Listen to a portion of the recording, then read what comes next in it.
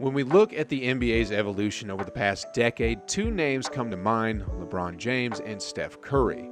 Between facing off in 4 straight NBA Finals and challenging each other for the title of Most Valuable Player over the past decade, it's clear that these two have had a significant impact on the way the NBA has evolved to where it is today.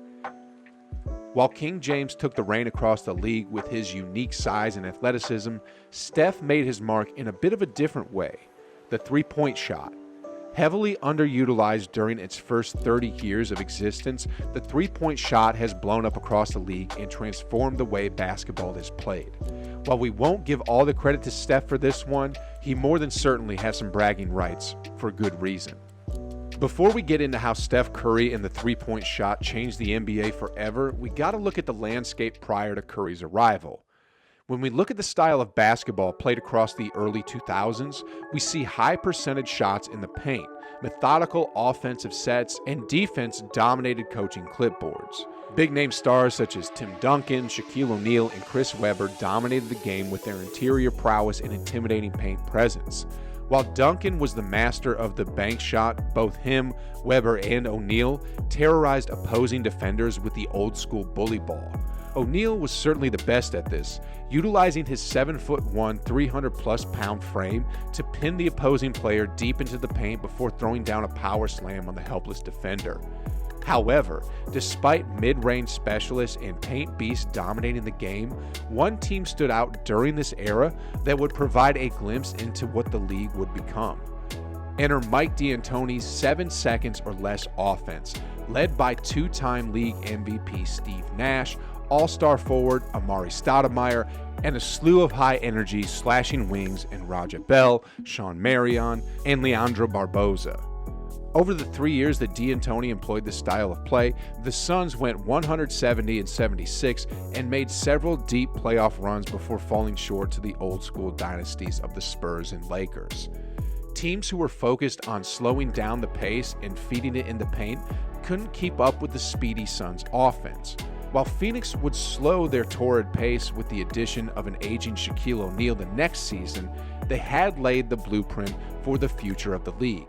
Enter Stephen Curry, the 7th overall pick in the 2009 NBA Draft. The Davidson sharpshooter had redefined the collegiate game for 3 years and was ready to change the NBA next. And boy, did he change it. Take this stat for example. Prior to Curry's arrival, the NBA record for most threes made per game across one season was held by current three-point king Ray Allen, who had averaged 3.4 threes per game during the 2005-2006 season. In Steph's past 8 seasons, he has beaten that mark 6 times, including a record 5.35 threes per game during this past season in 2021. Want to know who's number 2 and 3 on that list? Yeah, you guessed it, the chef himself. Numbers 4 through 10, all players who have set the record in the past 5 seasons. You can clearly see that Steph's impact has rubbed off on a lot of players who have transformed their games to fit the mold set by Steph himself. When we go even further, we see a league-wide trend since Steph's breakout 2012-13 season. The average number of three-pointers made per game has been a league record set each year, smashing the previous record each time. Going back to the 2008-9 season, this is pre-Steph, the New York Knicks and Orlando Magic topped the league at 10 made three-pointers per game, and over half the teams that season had fewer than 7 made threes per game. Golden State ranked 15th on that list that year with 6.7 threes per game. Once Steph arrived in the 2009-10 season, the Warriors moved up significantly to the 7th spot in three-pointers made and averaged 7.7 threes per game. Still don't think that's enough? Within 6 seasons, when Steph became the first ever unanimous MVP, the Warriors averaged nearly double the amount of made threes per game at 13.1, with the league following closely behind them. 5 teams in 2016 made at least 10 threes per game, compared to just 2 during the 2008-2009 season. While the trend wasn't necessarily a straight line, it's pretty clear that Steph's arrival coincided with a dramatic change in how the three-point shot was utilized across the league. With the uptick in three-point shots, an increase in overall offensive production league-wide exploded as well. With teams choosing to take a higher percentage of three-point shots, defenses have been spread much thinner than before. Players who were used to filling the paint now have to cover isolation plays out past the three-point line. Big men, who made their money protecting the paint and hiding their shooting weaknesses, are now exposed like never before. Prior to Steph's arrival, it wasn't uncommon to see a team held in the 70s at the final buzzer. In the 2008-2009 season, the Warriors ranked second in the league in points per game at 108.6. Only 13 teams cracked the 100 PPG mark each game on an average that season. In the following year, after Steph Curry arrived in the NBA, 18 teams crossed the 100 points per game threshold.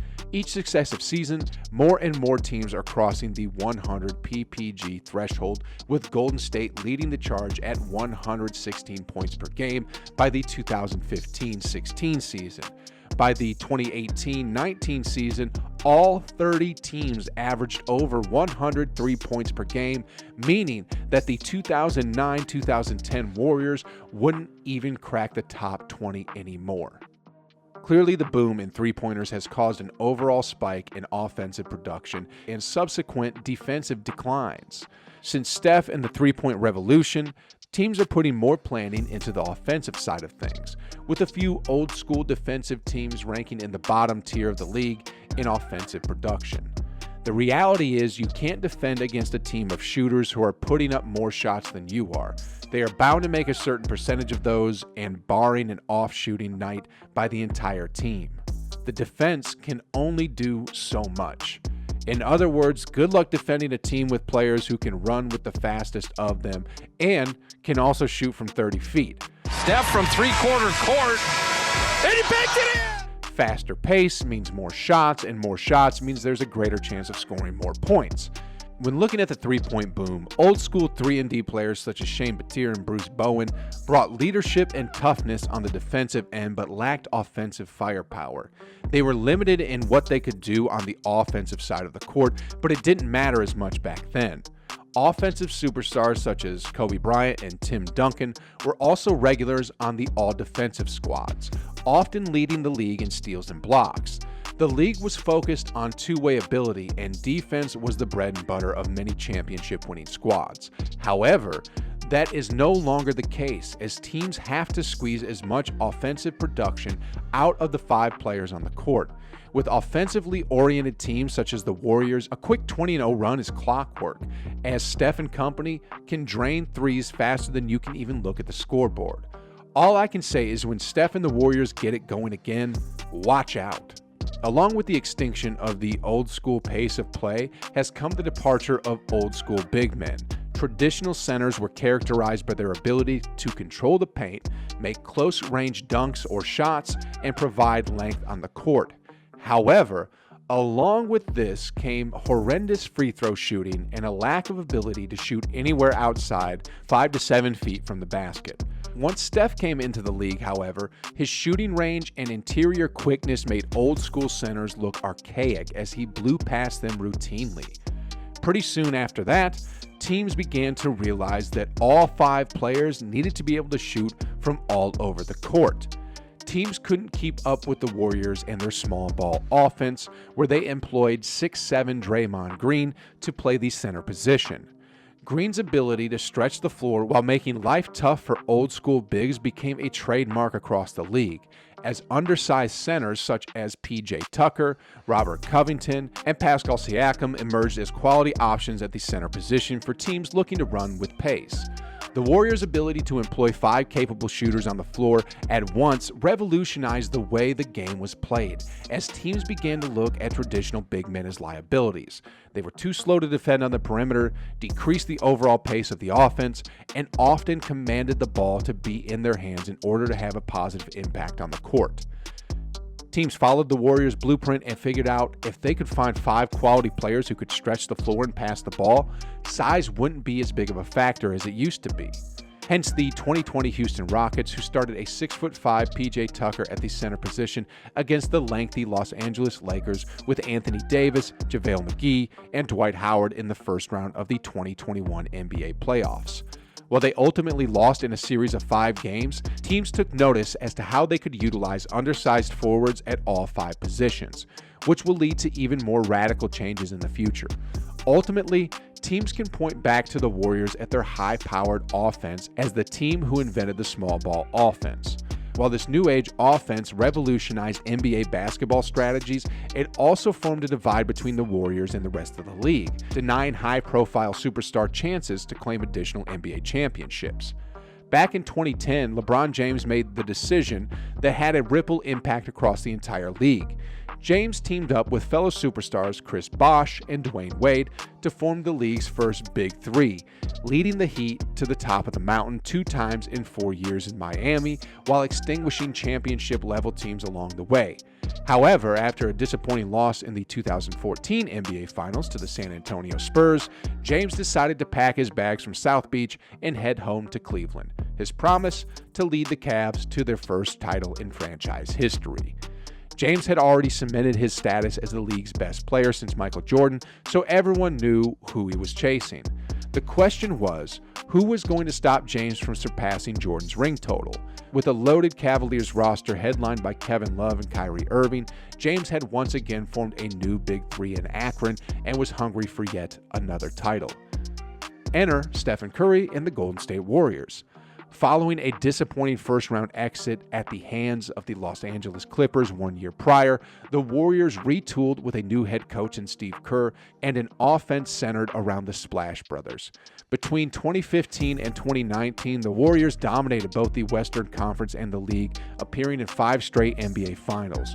While they did add Kevin Durant following their epic 3-1 collapse in 2016, the Warriors built an all-time dynasty that formed a great wall and prevented LeBron James from surpassing Jordan in rings, leaving Curry with a decorative collection all of his own.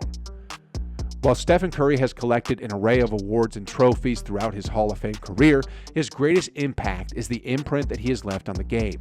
When he entered the league as a sharpshooter out of Davidson, the league was centered around 2-point shots and defense. When he leaves, who knows what it will look like. However, one thing is clear when looking at the past decade: the chef has made his mark. Have you ever wondered, though, about how Steph became Steph in the first place? If not, I've got just the video for you.